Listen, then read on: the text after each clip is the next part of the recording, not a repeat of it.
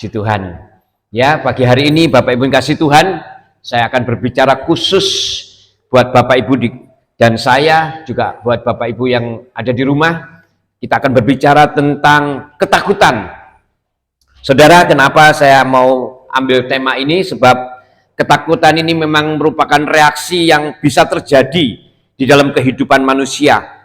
Karena persoalan mungkin, karena ekonomi mungkin, karena sakit penyakit mungkin, atau karena problem masalah di dalam pekerjaan, di dalam rumah tangga, maka orang akan bisa mengalami yang namanya ketakutan. Nah, orang percaya juga bisa mengalami hal ini, saudara. Orang percaya pun termasuk saudara dan saya bisa dilanda yang namanya ketakutan. Ketakutan dalam apa, saudara? Dalam banyak hal. Kita akui atau tidak, kita bisa mengalami hal ini, saudara. Ya, kadang dengan hal yang belum terjadi pun kita bisa mengalami yang namanya ketakutan. Ya, belum terjadi sesuatu yang mungkin masih di dalam perkiraan kita, tetapi kita bisa mengalami yang namanya ketakutan. Nah, hari ini Bapak Ibu yang dikasih Tuhan, kita akan belajar tentang kebenaran firman Tuhan soal ketakutan. Kita mau belajar dan kita mau lebih mengerti lagi, apa boleh sih ketakutan itu terjadi dalam hidup orang-orang percaya. Ini kita mau selidiki, Bapak Ibu yang dikasih Tuhan. Karena ada beberapa kategori yang saya sebutkan tadi yang menjadi penyebab daripada ketakutan. Sudah saya jelaskan tadi, dari problem keluarga mungkin, dari pekerjaan mungkin, dari problem kehidupan bermasyarakat mungkin. Ini bisa yang namanya terjadi ketakutan. Nah, ada yang memang harus kita takutkan. Ini kebenaran firman Tuhan. Dan ada yang juga harus tidak boleh kita takutkan. Ini yang harus kita mengerti, saudara, ya. Untuk mendasari, mari kita sama-sama buka di dalam 2 Timotius 1 ayat yang ke-7. 2 Timotius 1 ayat yang ke-7. Kita akan belajar, saudara, ya, tentang ketakutan. 2 Timotius 1 ayat yang ke-7. Nah, demikian firman Tuhan. Sebab Allah memberikan kepada kita bukan roh ketakutan, melainkan roh yang membangkitkan kekuatan, kasih, dan ketertiban. Ini yang harus kita tahu tentang firman Tuhan. Ya, ini berbicara soal apa, saudara? Ayat yang barusan kita baca ini, kalau kita mau perhatikan dengan sungguh-sungguh, seluruh konteksnya di dalam pembacaan ini adalah berbicara tentang ketekunan iman, ya, ketekunan iman percaya di setiap hidup kita, di dalam pengiringan kita kepada Tuhan dalam ayat ini. Nah, ternyata soal iman percaya kepada Tuhan, jelas orang percaya tidak boleh yang namanya punya roh ketakutan. Soal percaya, soal iman percaya kepada Tuhan, orang percaya tidak boleh punya roh ketakutan, tetapi harus punya roh yang membangkitkan kekuatan, dikatakan di tempat ini, kasih dan ketertiban. Ini yang harus kita tahu, saudara. Di dalam soal iman percaya kita kepada Tuhan, kita sebagai orang-orang percaya tidak boleh punya roh ketakutan.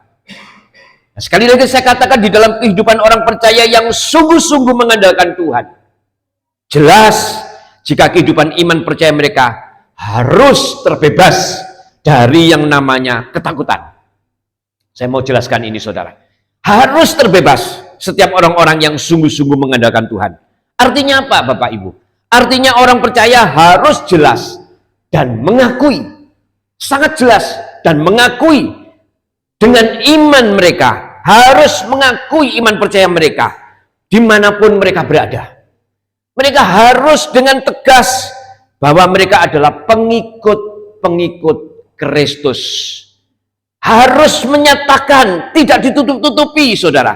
Mereka akan dengan terang benderang menyatakan, bahkan mendeklarasikan, ya, aku adalah anak-anak Tuhan. Aku adalah murid-murid Kristus.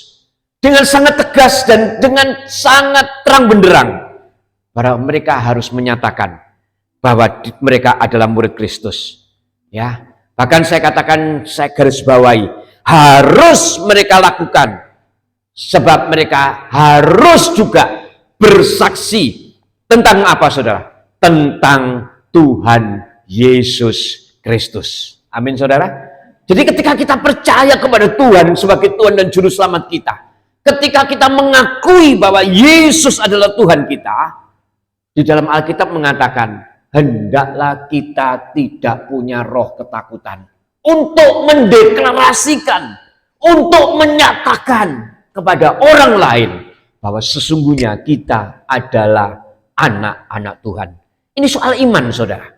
Soal iman ini adalah sesuatu yang Tuhan tekankan, bahwa setiap kita pengikut Kristus yang artinya sudah punya iman percaya kepada Tuhan, tidak boleh, saudara, punya roh ketakutan. Tidak boleh merasa, gak enak aku kalau menyatakan diriku ini sebagai murid Kristus. Gak enak aku kalau aku ini diketahui sebagai murid Kristus. Firman Tuhan mengatakan itu tidak boleh. Bahkan ada keharusan setiap kita untuk menyatakan. Nah, saat ini Bapak Ibu dikasih Tuhan, banyak, ya, saya katakan, orang yang percaya kepada Kristus, yang KTP-nya itu loh Kristen, saudara. KTP-nya itu didok sudah Kristen.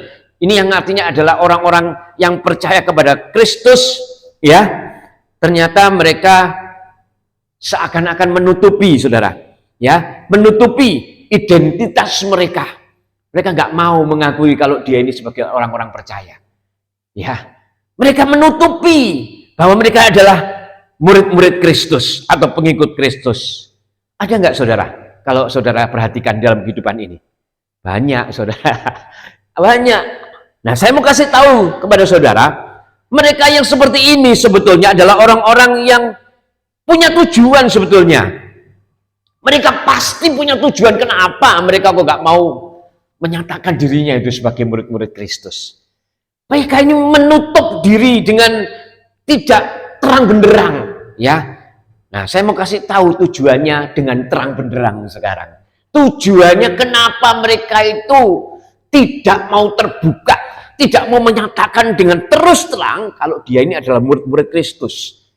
Kebanyakan yang saya pantau, kebanyakan yang saya lihat, ketika mereka menutupi diri mereka sebagai murid Kristus, ternyata tujuannya adalah demikian, saudara. Saya mau kasih tahu, ya, mereka itu ternyata masih ingin, nah, saudara garis bawahi, masih ingin kompromi dengan dunia. Mereka masih ingin, saudara.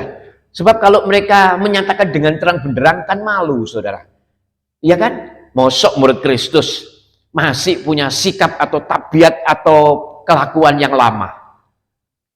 Kita kan sudah percaya kalau kita menjadi anak-anak Tuhan, maka kita ini benar-benar harus menjadi pribadi yang lahir baru. Pribadi yang benar-benar terang benderang, terbuka untuk siapapun. Bahkan firman Tuhan mengatakan sebagai suratan yang terbuka. Makanya mustahil kita menjadi surat yang terbuka kalau kita menutup diri. Gak mau menyatakan. Mungkin orang sudah tahu, tapi kita pura-pura lah, gak pernah singgung aku, pokoknya aku nih murid Kristus, jangan orang ini tahu. Sebab saya mau katakan, saudara, pengikut Kristus pasti berbeda.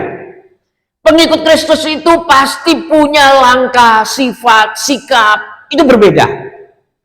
Tidak seperti orang kebanyakan. Kalau saudara lihat, ketika ada orang yang melakukan sesuatu kebaikan, ya kan? Ada diomong, wah, ya terang aja, wong Kristen. Pernah dengar seperti itu, ya kan? Dianggap segala sesuatu yang baik, segala sesuatu yang penuh kasih, itu memang kelakuan dari murid-murid Kristus.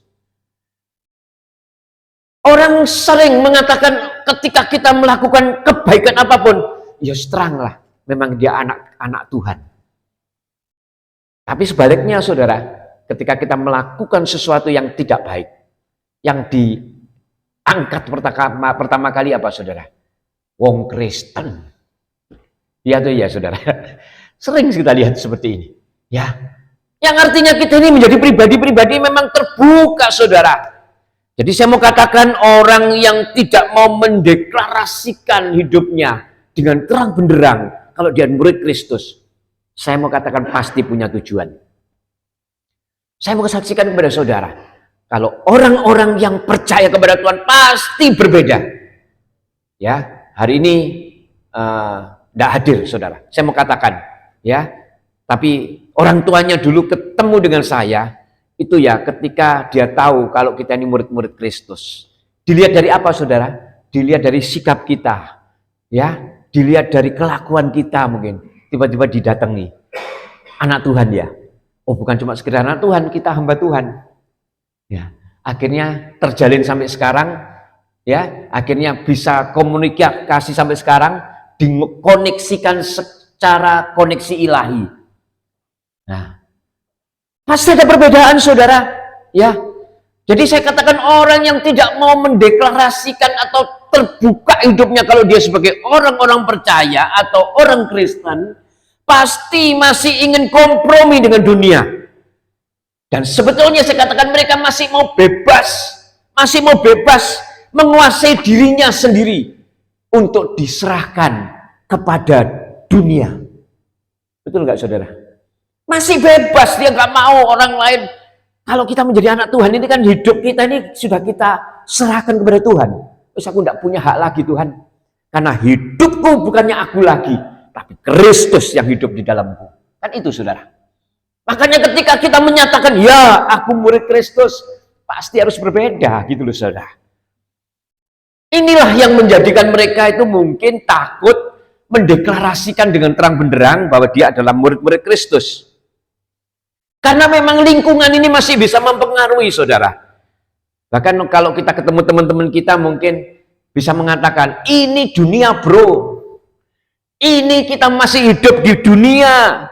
Ya, kita masih menginjak tanah bro. Kita masih perlu kesenangan-kesenangan dunia bro. Ayo, sedikit-sedikit minum dikit lah, tidak apa-apa bro. Ya, ayo, hidup-hidup sedikitlah, nikmati kenikmatan dunia bro. Nah, ini adalah sesuatu yang ditawarkan oleh lingkungan kita. Dan ini kalau orang tidak mau mendeklarasikan, pasti gampang untuk ya wes lah, dikit-dikit loh, gak apa-apa. Dikit-dikit saja, gak apa-apa. Tapi saya mau katakan lama-lama, dikit-dikit bisa menjadi bukit. Itu kan sudah peribahasa saudara. Kalau sudah menjadi bukit, akhirnya sulit untuk dikeruk. Dibutuhkan eskalator, dibutuhkan macam-macam. Demikian juga dengan kerohanian, saudara. Kalau saudara menyepelekan, sudah apa-apa. Dikit saja loh, Pak. Kita ini kan masih ada di dunia, seperti tadi saya katakan. Kita ini kan masih butuh teman-teman yang seperti itu. Saya mau katakan, siapa yang butuh? Kalau saudara tahu hal-hal teman-teman seperti itu ya sekedar si hello bolehlah. Tapi firman Tuhan mengatakan jangan membangun persahabatan dengan orang-orang yang seperti itu.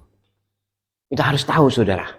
Bukan berarti kita eksklusif, tidak mau aku ketemu mereka, tidak mau aku tidak. Bukan. Kita juga perlu datang untuk mereka. Tetapi ingat, deklarasikan. Jangan sampai kita terkontaminasi. Jangan sebaliknya, mereka yang mengkontaminasi kita, mereka yang mempengaruhi kita, mereka yang membawa kita. Jangan sampai saudara. Kalau hal itu terjadi, saudara akan mengalami kerugian yang besar. Ya, kerugian yang besar. Ya, saya mau katakan orang percaya yang takut menyatakan identitas dirinya. Saya mau katakan ini sangat berbahaya.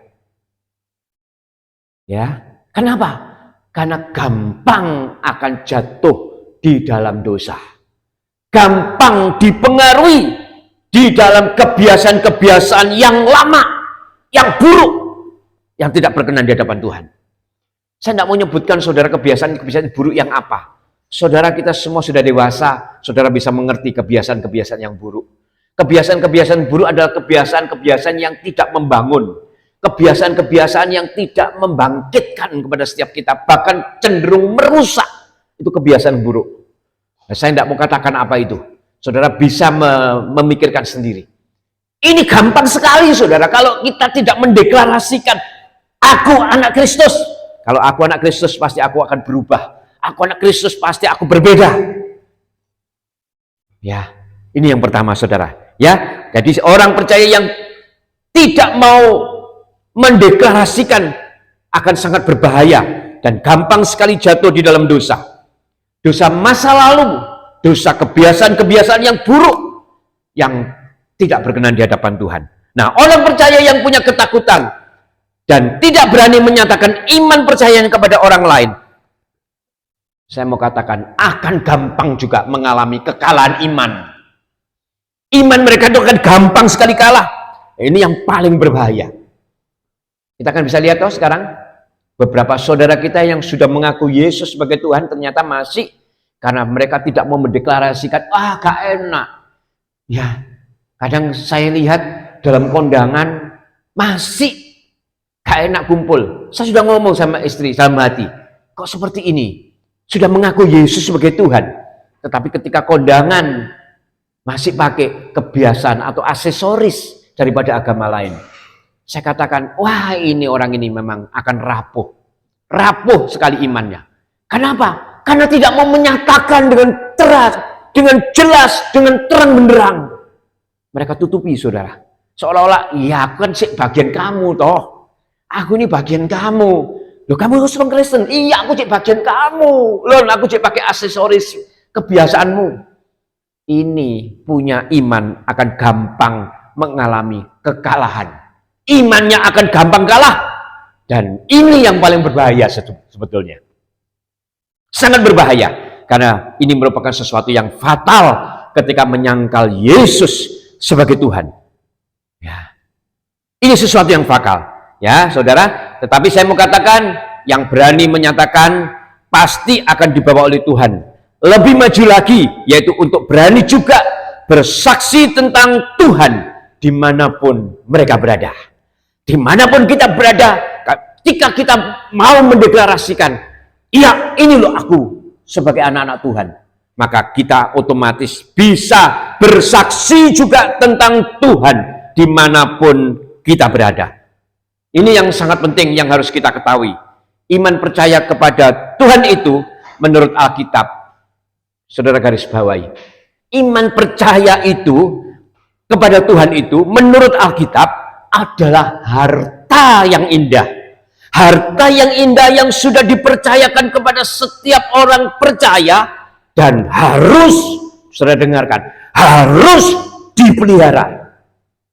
Nah, kita lihat sekarang ayatnya di 2 Timotius 1 ayat 14. Ini yang harus kita pegang. Ketika kita mengaku Yesus sebagai Tuhan, kita punya iman, berarti iman ini adalah merupakan harta yang indah yang sudah dipercayakan kepada Tuhan, kepada setiap kita, dan harus kita pelihara. Amin. Kita lihat saudara di dalam 2 Timotius 1 ayat 14. Lihat, pelihara harta yang indah yang telah dipercayakan Tuhan kepada kita oleh Roh Kudus yang diam di dalam kita. Oh, luar biasa saudara. Ternyata kita percaya kepada Tuhan itu bukan cuma sekedar percaya, tetapi sesungguhnya itu merupakan harta yang indah, harta yang harus kita pelihara. Ya, yang karena harta inilah yang dipercayakan Tuhan kepada setiap kita. Oleh karena itu, harus, sekali lagi saya katakan, dipelihara. Berarti harus dinyatakan dengan terang benderang. Tidak punya rasa takut. Amin. Tidak punya rasa takut. Ya, kita harus menyatakan dengan terang benderang. Orang yang imannya hidup dalam ketakutan. Nah, saudara dengarkan ini. Orang yang imannya hidup di dalam ketakutan itu sebenarnya masih belum sempurna dan sungguh-sungguh kepada Tuhan. Nah, saya mau katakan kepada saudara secara jujur ini. Orang yang imannya hidup di dalam ketakutan, takut menyatakan aku nih wong Kristen, aku punya iman kepada Kristus. Sesungguhnya mereka itu masih belum sempurna dan sungguh-sungguh di dalam Tuhan. Mereka masih, pokoknya aku ikut Kristus lah. Aku semoga ikut, kalau kita ngomong ikut Kristus. Semoga aku yang gereja. Gereja ketemu Pak Winsan. Ya. Ketemu mbak saudara-saudara. Nah, cuma itu akhirnya saudara, nggak dapat apa-apa. Ya kan? Karena ini imannya ini loh. Ya, hidup di dalam ketakutan. Tak mau mendeklarasikan dengan sungguh-sungguh. Nah, sekarang saya mau katakan terus, bagaimana bagi yang baru terima Yesus? Bagi kita yang baru terima Yesus, memang perlu pendampingan. Harus kita dampingi, saudara. Kita dampingi dengan sungguh-sungguh, bukan disepelekan, bahkan bukan disingkirkan, bahkan bukan dipersulit, tapi didampingi. Siapa yang punya tugas? Ya kita semua. Mendampingi orang-orang yang baru kenal kepada Yesus, supaya benar-benar didampingi. Juga saudara-saudara semua juga mendampingi. Ini memang bukan tugas juga sebagai gembala, tetapi kita pun sebagai orang-orang percaya mendampingi mereka supaya mereka dapat hidup terus bertumbuh di dalam pengenalan akan Tuhan. Ini yang harus kita kerjakan, saudara. Ya, nah orang yang imannya hidup dalam ketakutan sebetulnya saya katakan masih hidup dalam penghukuman. Ini yang sangat-sangat kita harus tahu. Orang yang imannya hidup dalam ketakutan sebetulnya masih hidup dalam penghukuman, dan ia itu sebetulnya tidak sempurna di dalam Tuhan. Orang yang hidup atau imannya hidup dalam ketakutan. Kita lihat di dalam 1 Yohanes 4 ayat yang ke-18. 1 Yohanes 4 ayat yang ke-18. Ini jelas mengatakan seperti ini, saudara. Ya, orang yang imannya hidup dalam ketakutan sebetulnya masih hidup di dalam penghukuman, dan ia tidak sempurna di hadapan Tuhan. Nah, kita lihat di dalam 1 Yohanes 4 ayat 18. Di dalam kasih tidak ada ketakutan. Kasih yang sempurna melenyapkan apa, saudara? Ketakutan. Sebab ketakutan mengandung penghukuman, dan barang siapa takut ternyata ia tidak sempurna di dalam kasih. Saudara tahu kasih? Kasih adalah Allah kita. Ya kan? Dia adalah kasih. Oleh sebab itu, orang yang imannya masih hidup di dalam ketakutan, itu sebetulnya dia masih ada di dalam penghukuman. Saudara mau terbebas? Nyatakan dengan terang benderang bahwa saudara adalah anak-anak Tuhan. Nyatakan dengan terang benderang bahwa kita punya iman percaya kepada Tuhan. Nah, yang pertama tadi soal iman. Terus apalagi yang tidak boleh kita takut? Yang kedua, saudara, yang tidak boleh kita takut adalah soal kehidupan orang percaya. Ternyata soal kehidupan ini kita juga tidak boleh takut, saudara, sebagai orang percaya. Kehidupan sehari-hari ini loh, kehidupan kita ini loh, ya. Kita tidak boleh takut. Kalau dulu karena kehidupan yang sedang terjadi saat itu mungkin karena belum percaya kepada Tuhan, kita mengalami persoalan, kita mengalami masalah, kita mengalami segala sesuatu yang mungkin kita ini dalam keadaan terjepit, terus kita lari kepada Tuhan, kita percaya kepada Tuhan. Maka setelah kita menerima Tuhan Yesus sebagai Tuhan dan Juru Selamat, orang percaya dalam soal kehidupan tidak boleh ketakutan. Saya bukan sekedar ngomong, saya akan kasih dasar-dasar Alkitabiah dalam kehidupan sehari-hari ini loh. Terutama kita tidak boleh takut, saudara, dalam kehidupan sehari-hari. Ya, ketika kita sudah mengaku Yesus sebagai Tuhan, kehidupan saudara ini loh tidak boleh kita takutkan. Ya, terutama pasangan-pasangan yang muda, ya, yang baru, pasangan-pasangan yang baru mempunyai anak, yang lagi membutuhkannya banyak biaya, yang lagi membutuhkan banyak rezeki kalau orang bilang. Ya, jangan takut, saudara. Masalah anak, masalah ekonomi, ya komplit lah pokoknya. Ini masalah kehidupan kan, saudara. Firman Tuhan katakan tidak boleh takut. Amin, saudara. Imani firman ini. Tidak boleh takut. Nah, bagaimana, Pak? Masalah kerja mungkin ya. Masalah makan, masalah anak, komplit pokoknya. Kita kan sekarang lagi keadaan seperti ini, Pak. Nah, bagaimana? Ya wis, kita lihat aja di Alkitab ya. Ayo kita lihat di dalam Alkitab, di dalam Matius 10 ayat 31. Wah, ini ayat yang sangat-sangat saya suka, saudara. Nah, saya mau ini kita deklarasikan di dalam hidup kita. Karena ini ayat yang tulis, yang berkata adalah Tuhan kita sendiri. Makanya kita harus sungguh-sungguh melihat. Matius 10 ayat yang 31. Demikian firman Tuhan. Sebab itu janganlah kamu takut, karena kamu lebih berharga daripada banyak burung pipit. Saudara, saudara bukan burung, saudara bukan binatang, saudara adalah umat-umat ketebusan Tuhan yang sangat spesial dan sangat berharga di mata Tuhan. Nah, saya mau katakan firman ini berbicara, yang kita baca tadi, itu berbicara soal pemeliharaan Tuhan kepada anak-anaknya. Pasangan muda seperti tadi saya katakan, kita semua adalah anak-anak Tuhan. Ya, jangan takut. Ya, jangan takut. Terus lakukan hidup ini dengan jalan terus bersama dengan Tuhan. Nah, caranya bagaimana, saudara? Nah, tentunya caranya juga di dalam Alkitab. Kita lihat di dalam Amsal 12 ayat yang ke-27. Kita lihat di dalam Amsal 12 ayat yang ke-27.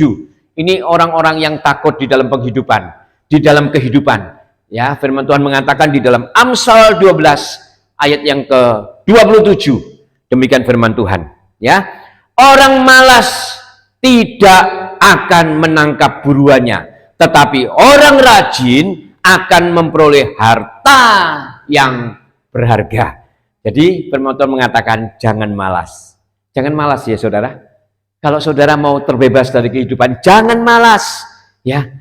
Ya, untuk pasangan-pasangan yang muda tadi saya katakan ini, terutama anak-anak muda yang masih punya kekuatan potensi, ya jangan malas, haruslah terus berusaha, harus tekun, harus giat. Ya, masa kita kalah dengan orang-orang yang sudah lanjut usia. Kalau kita lihat di tempat ini, saya sangat kagum dengan orang tua saya, Pak Lim ini. Ya, walaupun itu bukan untuk makan, tapi saya katakan ini luar biasa. Nah, ini loh saudara yang harus kita lakukan. Jangan malas. Ya, masih mau bekerja, masih mau melakukan sesuatu untuk hidupnya. Memang tidak mudah. Kalau saya datang, makanya saya sering datang dan saya mau support secara rohani kepada orang tua saya ini. Supaya benar-benar tahu memang, ya, tidak gampang menyerah, saudara. Dan kenyataannya memang sulit. Kalau ngomongin itu berat, Pak. Saya kadang dalam hati, aduh iya ya, berat memang, kasihan. Tapi piye? Ternyata semangatnya ini loh yang luar biasa. Dan ini sesuai dengan firman Tuhan. Tidak gampang menyerah. Kita lihat dalam Amsal 13 ayat yang keempat. Kalau kita malas, saudara ya. Amsal 13 ayat keempat dikatakan seperti ini. Hati si pemalas penuh keinginan, tetapi sia-sia. Sedangkan hati orang rajin diberi kelimpahan. Ya, orang malas itu banyak keinginan. Ya atau ya, saudara? Orang malas itu banyak keinginan, tetapi sia-sia. Ingin kerja ini kerja itu gak cocok, kerja ini gak cocok. Banyak yang ingin dikerjakan, tetapi cepat bosen. Kepingin itu, kepingin ngerjain ini. Wah, ini bagus kerjaan ini kerjaan yang luar biasa. Tapi sedikit bosen, keluar kerja, tidak kerja lagi. Ya, males, saudara, males. Ini loh, saudara, pokok dari segala sesuatu yang menjadi masalah di dalam kehidupan. Males. Sudah tahu ingin banyak dapat berkat, tetapi ternyata males. Akhirnya apa? Banyak keinginan tetapi sia-sia. Ingin itu, ingin ini, ingin kerja ini, ingin kerja itu, tetapi cepat bosen, tidak melakukan lagi, tidak tekun, dan banyak alasan. Nanti kalau ditanyai banyak alasan, saudara, loh kenapa kok sudah tidak kerja lagi? Oh sudah, itu gitu kok, ini gini tok, itu gitu tok. Wah, banyak alasan. Segudang alasan dia bawa. Yang sesungguhnya mereka ini adalah orang yang malas. Ya.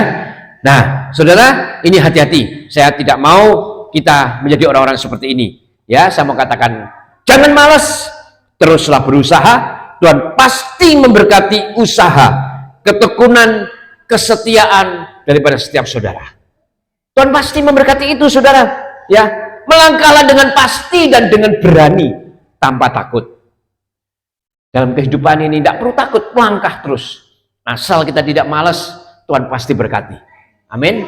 Karena kan firman Tuhan mengatakan kan di Roma 8 ayat 28 bahwa Tuhan turut bekerja dalam segala sesuatu. Ini artinya ada satu hal yang memang harus kita lakukan di dalam segala hal. Ya, ini yang harus kita kerjakan, saudara. Nah, yang ketiga saya mau kasih tahu saudara. Melangkah yang ketiga, ternyata tidak takut di dalam hal apa? Tidak boleh takut akan masa depan. Di tempat ini ada yang takut masa depan? Kadang ada, saudara. Kok ya apa ya ke depannya? Ini loh anakku sudah mau kuliah, Pak. Nanti ya apa? Ini loh Pak, anakku sudah mulai gede, Pak. Butuh. Nanti ya apa, Pak, ke depannya? Ini kan masa depan, saudara. Ya, dan ini biasanya banyak orang yang takut akan masa depan. Karena melihat apa yang terjadi dan sedang terjadi pada saat ini mungkin, orang ini akan mengalami ketakutan. Jangan-jangan aku nggak bisa nanti. Jangan-jangan aku gak sanggup nanti. Jangan-jangan, nah ini bahaya saudara. Kalau namanya jangan ini bahaya saudara. Ya kan? Kalau jangan gori atau jangan tewel gitu mungkin enak. Tapi kalau jangan-jangan bahaya saudara. Karena belum tentu terjadi loh. Nah seringkali hal yang belum tentu terjadi ini yang menghantui hidup kita. Ini yang berbahaya. Nah apa tulisan daripada Alkitab? Kita lihat saudara tentang masa depan. Kita dilihat di dalam Amsal 23 ayat yang ke-18. Kita lihat melalui kebenaran firman Tuhan ya. Di dalam Amsal 23 ayat ke-18. Nah kita lihat saudara. Demikian firman Tuhan. Karena masa depan sungguh ada. Nah saudara. Ini adalah firman Tuhan. Dan harapanmu tidak akan hilang. Amin saudara. Nah, cara gimana supaya kita tidak ketakutan dengan masa depan? Karena masa depan itu dikatakan di dalam firman Tuhan ini sungguh ada dan harapan kita tidak akan hilang. Harapan kita tidak akan pernah hilang. Amin saudara. Karena masa depan itu memang sungguh ada, tetapi harapan kita tidak akan pernah hilang. Nah, caranya bagaimana saudara? Kembali kita sebagai orang percaya mengandalkan tuntunan Alkitab, ya. Kita lihat di dalam Mazmur 37 ayat 37. Ini kuncinya saudara, saya kasih tahu kepada saudara. Mazmur 37 ayat 37. Demikian firman Tuhan, ya. Perhatikanlah orang yang tulus dan lihatlah kepada orang yang jujur. Sebab pada orang yang suka damai akan ada masa depan. Ternyata sikap-sikap ini coba kita introspeksi dalam hidup kita. Ada enggak? Kalau ada, tidak perlu khawatir, tidak perlu takut, ya. Tidak perlu diintimidasi oleh iblis. Kamu ini perlu nanti untuk kamu loh ya, untuk anakmu nanti perlu. Ini loh ya, kamu untuk perlu nanti untuk ini loh ya. Wes, kayak sepertinya kita melakukan apapun itu sudah ada pos-posnya, saudara. Hati-hati. Kalau hal itu terjadi, Tuhan katakan yang penting kita lihat hidup kita. Aku tulus, jujur dan suka damai. Ternyata orang yang seperti ini punya masa depan. Yang artinya apa? Kerja pun juga harus dengan tulus. Ya, kerja itu juga dengan tulus, ya. Jujur. Ini kejujuran ini penting, saudara, di dalam pekerjaan apapun. Saudara bekerja dimanapun, itu yang terutama adalah jujur. Nah, ya apa Pak? Bosnya itu bocingli kalau orang Cina bilang. Bosnya ini tidak cocok Pak. Bosnya seperti ini. Tapi kalau saudara sebagai orang percaya, tetap pegang. Jujur, tulus. Kalau tidak suka ya cari kerja tempat lain. Tetapi selama engkau jadi karyawan di tempat situ, tetap harus jujur, tulus. Ini adalah modal masa depan dari setiap kita. Ya, ini yang harus kita kerjakan karena orang tulus, jujur dan suka damai adalah orang-orang yang punya masa depan. Nah, terus apa yang harus kita takutkan, saudara? Ya, sebagai ayat terakhir, apa yang harus kita takutkan? Kalau tadi kita lihat iman kita tidak boleh takut. Ya, kehidupan kita tidak boleh takut. Masa depan kita tidak boleh takut. Nah, terus yang ditakutkan apa, Pak? Yang harus kita takutkan. Kita lihat di dalam 1 Samuel 12 ayat yang ke-24. Ya, kita lihat di dalam 1 Samuel 12 ayat yang ke-24. Demikian firman Tuhan.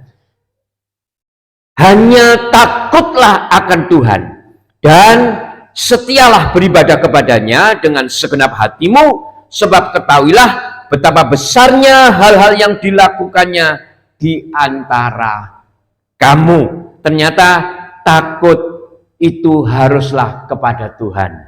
Mau saudara takut kepada Tuhan? Takut kepada Tuhan bukan berarti, Tuhan wedi aku.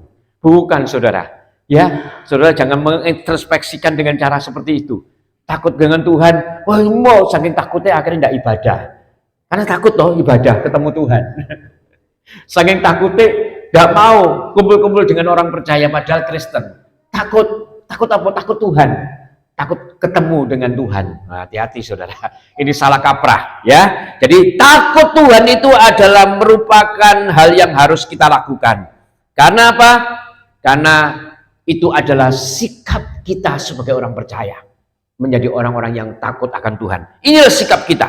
Nah, takut akan Tuhan itu sebetulnya adalah kewajiban bagi setiap kita orang percaya. Ya, saudara.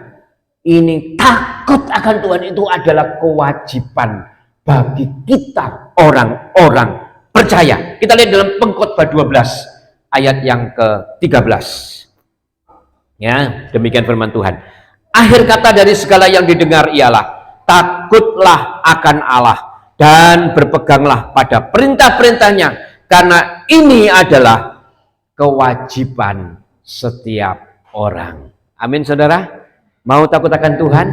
Karena ini adalah kewajiban daripada saudara untuk menjadi takut akan Tuhan, terus beribadah kepada Tuhan, berpegang terus kepada perintah-perintahnya. Inilah yang diinginkan oleh Tuhan, ya. Takut akan Tuhan dan berpegang pada perintah-perintah Tuhan adalah kewajiban bagi setiap orang yang percaya, termasuk saudara dan saya. Ya, ini yang harus kita lakukan. Nah, yang terakhir saudara, kenapa kok harus takut akan Tuhan? Kita lihat di dalam Matius 10 ayat 28. Kenapa kok harus takut kepada Tuhan? Kita lihat juga secara alkitabiah di dalam Matius 10 ayat 28. Demikian firman Tuhan. Dan janganlah kamu takut kepada mereka yang dapat membunuh tubuh, tetapi yang tidak berkuasa membunuh jiwa. Takutlah terutama kepada Tuhan yang berkuasa membinasakan baik jiwa maupun tubuh di dalam neraka. Ada alasan buat setiap kita. Karena Tuhanlah yang punya kuasa untuk membunuh, membinasakan baik jiwa maupun tubuh kita di dalam neraka. Nah, ini yang harus kita takutkan, saudara ya. Jadi sekali lagi saya katakan alasan kenapa kok takut kepada Tuhan. Pertama, sudah terbukti akan perbuatan besar yang sudah dilakukan oleh Tuhan. Yang kedua, takut akan Tuhan itu kewajiban buat setiap orang. Yang ketiga, hanya Tuhan yang berkuasa membinasakan baik jiwa maupun tubuh di dalam neraka. Jadi yang perlu kita takutkan adalah cuma satu, takutlah akan Tuhan. Bukan berarti saudara ketika sudah pulang dari gereja ini tiba-tiba menjadi pribadi yang gak takut aku, apa-apa gak takut aku. Bukan seperti itu saudara. Kita tidak mau menjadi orang yang konyol. Kita punya hikmat. Takut berarti sesuatu yang tetap dikendalikan oleh roh. Kita harus benar-benar melakukan kegiatan sehari-hari karena kita ini takut akan Tuhan. Dan kita tidak akan pernah takut sebab kita tahu ketika kita punya takut ternyata kita belum sempurna di hadapan Tuhan. Kita tidak akan pernah takut karena kita tahu Tuhan beserta dengan kita. Amin saudara? Amin. Saya tidak berbaca firman Tuhan, biarlah firman ini menjadi kekuatan buat setiap kita. Saya undang pemain musik.